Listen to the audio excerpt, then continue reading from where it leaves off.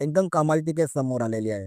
हा आहे विशाल, उत्तर प्रदेशमधल्या हापुडमधला, जो आपल्यासारखाच महिन्याचे 25,000 रुपये कमवतो. पण एके दिवशी ह्याच्या घरातून करोडो रुपये मिळतात.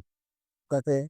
जाणून घेऊयात. सर्वप्रथम हा 2018ला आपल्या वडिलांची विमा पॉलिसी काढतो आणि मेरठच्या हॉस्पिटलमध्ये स्वतःच्या वडिलांना भरती करतो आणि तिथे षडयंत्र रचून वडिलांची हत्या करतो.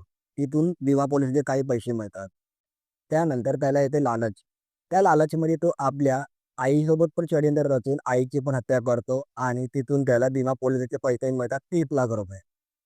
तो आपल्या बायकोसोबत पण तेच करतो, षडयंत्र रचतो आणि विमा पॉलिसीचे पैसे काढतो. तिथून पण त्याला 25 लाख रुपये मिळतात. आता हा दुसरा लग्न करतो आणि दुसरं लग्न करून दुसऱ्या पत्नीसोबत पण हे षडयंत्र रचायचा प्रयत्न करतो. पण यावेळी हे षडयंत्र फेल होतं. कारण ती जी दुसरी पत्नी होती तिला जे दुसरे मागे जे हत्या झालेले होते त्याबद्दल खबर लागते आणि त्यामुळे ती विमा पॉलिसीच्या कंपनीवाल्यांना ही तक्रार नोंदवते. आता विमा पॉलिसीवाले तिकडे येतात, व्हेरिफिकेशन करतात आणि सगळं उघडकीस येतं आणि या विशालला पोलीस अटक करतात. मित्रांनो, जी विमा पॉलिसी आपल्या फायनान्शियल स्टेबिलिटीसाठी बनवण्यात आली होती, त्याचा असा दुरुपयोग पण केला जात आहे.